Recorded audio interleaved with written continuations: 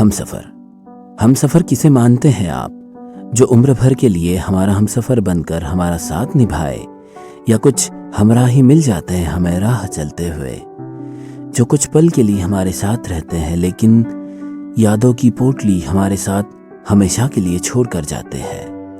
नमस्ते, आदाब। कुलदीपक नाम है मेरा और किस्से कहानियाँ सुनाता हूँ। कुछ ऐसी ही कहानी है रोहिणी की। उसे उसका हमसफ़र किसी राह में मिला था। क्या है ये कहानी, आइए देखते। सिद्धार्थ तुम आ जाओगे ना जल्दी? सिद्धार्थ, तुम्हारी रोहिणी तुम्हारा इंतज़ार कर रही है। मुझे पता है सिद्धार्थ, तुम अपने रोहिणी से बहुत प्यार करते हो ना। जल्दी आ जाओ ना सिद्धार्थ, प्लीज़। पिछले कुछ महीनों से या कुछ सालों से रोहिणी एक कमरे में बैठे हुए घंटों दीवार को ताकती रहती है। ना जाने कितनी डिप्रेशन की गोलियां खाती है और सिद्धार्थ का नाम पुकारती है। रोती रहती है वो हमेशा। लेकिन सिद्धार्थ पिछले 2 सालों से अब तक वापस नहीं आया है। कहाँ है सिद्धार्थ? वो यूएस में है, अपना काम कर रहा है। उसे भी बहुत याद आती है रोहिणी की, लेकिन मन नहीं करता है इंडिया आने का वापस। उसे पिछले दिन याद आते हैं। तब सिद्धार्थ ने अपना कॉलेज खत्म कर लिया था। अपनी पहली जॉब लगी थी। एक कॉफी शॉप में अपने दोस्तों के साथ बैठा था वो। अरे यार सिद्धार्थ, कॉलेज के दिन तो बड़े कमाल के थे। हम तो अभी तक जॉब ही ढूंढ रहे हैं, तुम्हें अपनी पहली नौकरी मिल भी गई है। लेकिन बड़ा मज़ा आता था, वो सारे डिबेट्स, वो थियरीज रखना। कमाल के दिन थे यार। हाँ यारो। सिद्धार्थ अपने कॉलेज के दिनों को याद कर रहा था। जर्नलिज्म से बैचलर्स करने के बाद ये उसकी पहली नौकरी थी। सारे दोस्त अब तक जॉब ढूंढ ही रहे थे और सिद्धार्थ को एक प्रतिष्ठित अखबार में अच्छी जॉब मिल गई थी। चलो दोस्तों, फिर मिलते कभी फुर्सत से, सिद्धार्थ ने कहा था। तभी उसने देखा कि एक लड़की पर्स अपना टेबल पर भूलकर मोबाइल पर बात करते हुए बाहर चली गई थी। सिद्धार्थ ने फट से वो पर्स उठाया और उस लड़की के पीछे दौड़ पड़ा। एक्सक्यूज मी, आपका पर्स आप कैफे में ही भूल गई थी। Thank you. मैं आपको बाद में कॉल करूं? उस लड़की ने फ़ोन रखते हुए सिद्धार्थ की तरफ देखा था। Excuse me, thank you so much. क्या हम लोग कॉफ़ी पिए? श्योर, सिद्धार्थ ने कहा था। Hi, I am Rohini. I am Siddharth. क्या करती हो रोहिणी तुम? मैंने जस्ट अभी कॉलेज की पढ़ाई ख़त्म की है। हिस्ट्री से बैचलर्स किया है और बस कुछ सोच रही हूँ कुछ करने का। लेकिन पहले हिस्ट्री पसंद आता था, अब पसंद नहीं आता है। कुछ और करने का मन करता है, रोहिणी ने कहा था। अच्छा, वैसे तुम क्या करते हो? यार मैं पत्रकार हूँ, एक अखबार में आर्टिकल्स लिखता हूँ। ये उनकी पहली मुलाकात थी। सिद्धार्थ उस दिन खुश था। उसे अच्छी लगी थी रोहिणी, उसका वो अंदाज। उसने जो बताया था कि उसने अब तक तय नहीं किया था क्या करना है। सिद्धार्थ ने 12वीं में रहते हुए ही तय किया था कि मैं एक अच्छा पत्रकार बनूंगा। और उसके कई दोस्त 12वीं होने के बाद क्या, अब जब तक जैसे उनका ग्रेजुएशन नहीं हुआ था, उन्होंने भी तय नहीं किया था कि क्या करना है, बस कुछ करना है। रोहिणी भी वैसी ही थी। उसके बाद वो कई बार मिले, कभी कैफे में, कभी किसी गार्डन में। रोहिणी कभी कभी कहती, अच्छा सिद्धार्थ, तुम टूरिज्म वगैरह नहीं कवर करते क्या? कभी कवर करो तो बताओ मुझे, अपने साथ घुमाने लेकर जाओगे ना? हाँ, पक्का लेकर जाऊंगा, क्यों नहीं। तुम बस बताओ मेरे साथ चलना पसंद करोगी या नहीं? क्यों नहीं। ना जाने कब दोस्त से वो एक बेस्ट फ्रेंड बन गए थे। बेस्ट फ्रेंड से ना जाने रिश्ता कब आगे बढ़ गया। एक दिन रोहिणी और सिद्धार्थ ऐसे ही उस कैफे में बैठे थे। सिद्धार्थ कुछ पल रुका रहा। क्या हुआ सिद्धार्थ, तुम कुछ बोल नहीं रहे हो आज? नहीं, जब बहुत सारी चीज़ें सुनाते रहते हो, यहाँ ये हुआ, यहाँ वो हुआ, टूरिज्म में ऐसा हुआ, पॉलिटिक्स में फलाना ढिमकाना। आज क्या हो गया तुम्हें? कुछ नहीं, बस कुछ सोच रहा हूँ। मुझे भी बताओ, क्या सोच रहे हो? रोहिणी, हमें साथ रहते हुए महीने बीत गए हैं ना? हाँ, बीत तो गए, लेकिन मुझे ऐसा लगता है कि मैं कुछ मिनट भी तुम्हारे बगैर नहीं रह सकता। हाँ, लगता तो मुझे भी है। रोहिणी, मुझसे शादी करोगी? हाँ हाँ, क्यों नहीं, रोहिणी ने बिना हिचकिचाते हुए कहा था। तुम कहो तो मैं कल से तुम्हारे घर रहने आ जाऊं, चलेगा क्या तुम्हें? Are you serious? हाँ बिल्कुल, क्या तुम सीरियस नहीं हो? नहीं, चलेगा, सिद्धार्थ ने कहा था। तब से रोहिणी और सिद्धार्थ लिव इन में रहने लगे थे। सिद्धार्थ ने कहा, रोहिणी, हम लोग आने वाले कुछ 1-1.5 साल में शादी कर लेंगे, पक्का? ठीक है। वैसे तुमने तय किया है कि क्या करना है या कुछ? अब तक नहीं। नहीं यार, मेरे कुछ माइंड में नहीं आता है। कभी लगता है आर्टिस्ट बन जाऊं, कभी लगता है डांसर बन जाऊं, लेकिन मन मेरा घूमता रहता है, मजा नहीं आता है किसी चीज में। वैसे तो ऐसी ही थी रोहिणी, थोड़ी अल्लड़ सी, थोड़ी मनमौजी। कभी कभी सिद्धार्थ को उसकी आदत हटकती थी। वो कह देता रोहिणी से, रोहिणी, तुम्हें नहीं लगता कि जिंदगी में कुछ चीजें प्लान होनी चाहिए? नहीं, बिल्कुल नहीं। क्या करना है यार कल का प्लान वैन बना के? 2 पल की जिंदगी है, मुझे लगता है जी लेना चाहिए। तुम्हें नहीं लगता ऐसा? नहीं, सिद्धार्थ कहता। अरे यार, तुम भी ना खामखा बहुत सारी बातें सोचते रहते हो। कोई बात नहीं, सोचेंगे यार, क्या सोचना है बताओ। रोहिणी, आने वाले सालों में हमें शादी करनी है। अगर तुम भी कुछ जॉब वगैरह कर लो, या क्या करना है एग्जैक्ट तय तो कर लो। मुझे नहीं पता यार मुझे क्या करना है, मज़ा नहीं आ रहा है किसी चीज़ में। मुझे लगता है कभी कभी इंसान को थोड़ा सेल्फिश होना चाहिए, सिर्फ अपने बारे में भी सोचना चाहिए। मैं आजकल एंजॉय कर रही हूँ बस ज़िंदगी को, और कुछ नहीं। सिद्धार्थ बस देखता रहता उसको। वो कभी कभी बताता कि हम 1-1.5 साल में अपना घर ले लेंगे, फिर हम शादी करेंगे, पक्का।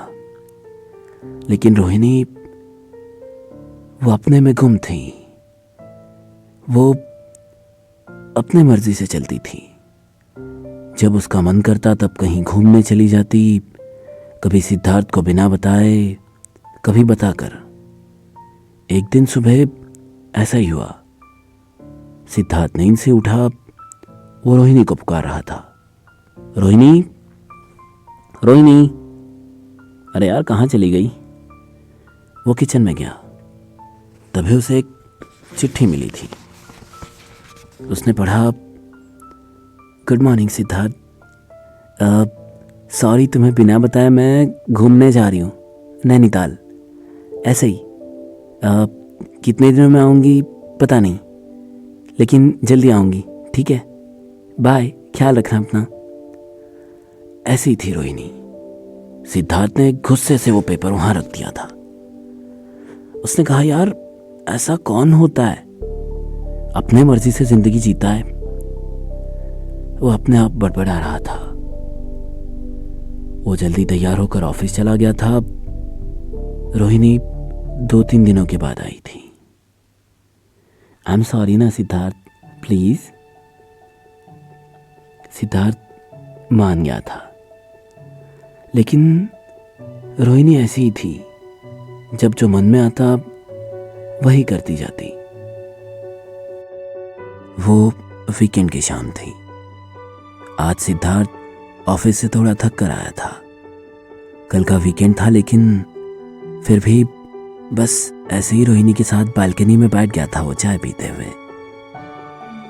रोहिणी का हाथ अपने हाथ में लेते हुए सिद्धार्थ ने कहा था, रोहिणी ऐसे मुझे छोड़कर बिना बताए मत जाया करो ना, बहुत चिंता होती है तुम्हारी। प्लीज। रोहिणी ने सिद्धार्थ के कंधे पर सर रख दिया था। अब नहीं जाऊंगी सिद्धार्थ, आई लव यू। पक्का। मैं भी रोहिणी। वैसे और एक बात कहनी थी तुमसे। कल मेरी मम्मी पापा से बात हो रही थी। सबने कहा कि अगले महीने हम शादी कर सकते हैं। चलेगा ना? मैंने माँ बाबूजी से भी बात कर ली थी और मम्मी पापा से भी। दोनों ने हाँ कहा। इनफैक्ट मम्मी तो कह रही थी कि तुम्हें कोई एतराज़ नहीं है, तुम तो बहुत खुश हो। तुमने कहा था क्या ऐसा उनसे? उन्होंने कहा कि मेरी बेटी जल्दी शादी करना चाहती है। रोहिणी थोड़ी मुस्कुराती थी। फिर हौले से सिद्धार्थ को चिमटी काटते हुए बोला था, चाय पी लो, ठंडी हो जाएगी। सिद्धार्थ भी मुस्कुरा दिया था। फिर सिद्धार्थ उस दिन खुश था, बहुत ज्यादा। अगले महीने उसकी शादी जो होने वाली थी रोहिणी के साथ। सिद्धार्थ हमेशा की तरह फिर से ऑफिस जाने लग गया था। उस दिन सिद्धार्थ सुबह उठा और फिर से रोहिणी को ही पुकार रहा था कॉफी के लिए। रोहिणी, अरे रोहिणी, कॉफी तो पिला दो यार, बहुत थकान हो रही है, फिर ऑफिस भी जाना है। प्लीज, तुम्हारे हाथ की कॉफी पीकर मजा आता है यार। लेकिन रोहिणी नदारद थी। हमेशा की तरह मिला तो क्या एक खत, जिस पर फिर कुछ लिखा था। Good morning Siddharth, I am sorry again. मैं ये शादी अभी नहीं करना चाहती। मैं जा रही हूं। मैंने मम्मी पापा को भी बता दिया है। कब वापस आऊंगी मुझे नहीं पता। मुझे थोड़ा सा अपने आप को ढूंढना है। तुम मेरा इंतजार करोगे, आई होप। सिद्धार्थ कुछ पल के लिए रुक गया था। उस खत को वहीं रखते हुए वो सोच रहा था, अपने आप को ढूंढना है, इंतजार करूंगा। तो अब तक किया वो क्या था? क्या रोहिणी मुझसे प्यार नहीं करती? क्या वो मुझे धोखा दे रही थी? ये सारे सवाल सिद्धार्थ के मन में घर बनाते जा रहे थे। एक हफ्ता बीत गया, 2 हफ्ते बीत गए, फिर कई महीने बीत गए, लेकिन रोहिणी वापस नहीं आई थी। घर पर पता किया तो उन्होंने कहा कि वो कहीं बाहर गई है। उनको फोन करती रहती है लेकिन सिद्धार्थ को नहीं। सिद्धार्थ के फोन भी नहीं उठाती है, पता नहीं क्यों। फिर सिद्धार्थ को एक फेलोशिप मिल गई तो वो काम के सिलसिले में यूएस चला गया था। यहां सिद्धार्थ एक रेप्यूटेड मीडिया हाउस में एंकर का काम कर रहा है। उस दिन सिद्धार्थ ने अपना शो खत्म किया और अपने घर के लिए निकल गया। घर के बाहर गाड़ी पार्क कर ही रहा था और अपने घर का दरवाजा खोल रहा था, तभी उसका फोन बज पड़ा। देखा तो अननोन नंबर था लेकिन इंडिया से था। उसने फोन उठाया। हेलो। हेलो सिद्धार्थ, कैसे हो? रोहिणी बात कर रही हूं। कई सालों के बाद रोहिणी की आवाज आ रही थी। लगभग 1-1.5 साल बीत गया था। रोहिणी कैसी हो? मैं ठीक हूं, तुम कैसे हो? सुना है यूएस चले गए हो। देखा है मैंने तुम्हें 1-2 बार शो पर। अच्छे कर रहे हो। कब आ रहे हो इंडिया? क्यों रोहिणी? मैं तुम्हारा इंतजार कर रही हूं। आ जाओ ना जल्दी, फिर मुझे अपने साथ लेकर जाओ। रोहिणी, अब मैं नहीं आ सकता। मैंने यहाँ शादी कर ली है और कुछ दिनों में मुझे एक बच्चा भी होने वाला है। रोहिणी टूट गई थी अंदर से। वो सोच रही थी कि ये क्या हो गया, मैंने ये क्या कर दिया और क्यों। तब से लेकर आज तक रोहिणी सिद्धार्थ के बारे में ही सोचती है। वैसे ही सिद्धार्थ को पुकारती है रोज। और 1-1.5 साल बीत गया है, सिद्धार्थ अब तक वापस नहीं आया। फिर उस दिन हमेशा की तरह रोहिणी अपने कमरे में बैठी हुई थी अकेले। तभी उसकी बहन वहां चली आई। अरे रोहिणी, अरे ऐसे उदास मत बैठो, तुम्हें पता है एक इंटरेस्टिंग चीज मिली है। ये लो ये मैगजीन, इसमें सिद्धार्थ का इंटरव्यू छपा है, पढ़ो जरा इसे और देखना उसमें क्या लिखा है। रोहिणी ने पूरा इंटरव्यू पढ़ा। पत्रकारिता के क्षेत्र में अच्छा काम करने के लिए सिद्धार्थ को कोई अवार्ड मिल रहा था। उस इंटरव्यू में उसने अपनी पूरी जर्नी बताई थी। एक सवाल उसमें यह भी था कि तुमने अब तक शादी क्यों नहीं की। सिद्धार्थ ने बताया था कि कई साल पहले मुझे कोई मिला था जिन्होंने मुझे कहा था कि थोड़ा सेल्फिश होना चाहिए। मैं आजकल वही कर रहा हूं। रोहिणी को वो इंटरव्यू पढ़कर और दुख हुआ था। उसने तुरंत सिद्धार्थ को फोन लगा दिया था। हेलो सिद्धार्थ, कैसे हो? मैं ठीक हूं रोहिणी, तुम कैसी हो? मैं भी ठीक हूं। सिद्धार्थ, तुमने मुझसे झूठ कहा था ना कि तुमने शादी कर ली है। तुमने परसों के मैगजीन इंटरव्यू में बताया था कि तुमने अब तक शादी नहीं की। सिद्धार्थ प्लीज आ जाओ ना। I am sorry, I still love you. Please आ जाओ। आई एम सॉरी रोहिणी, मैं अब नहीं आ सकता। आई लव यू टू, लेकिन तुम अब आगे बढ़ जाओ। मैंने सिर्फ एक ही बार प्यार किया था, वो भी तुमसे। I am sorry and I love you.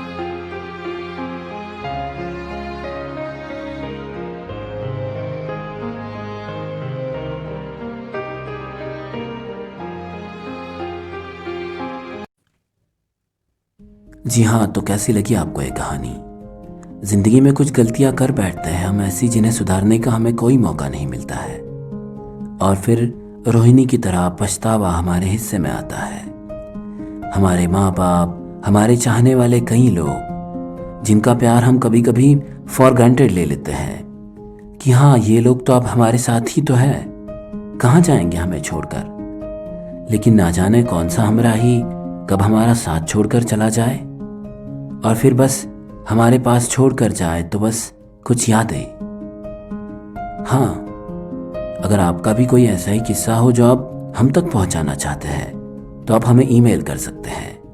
हमारा ईमेल आईडी और सोशल मीडिया के लिंक्स आपको डिस्क्रिप्शन में मिल जाएंगे।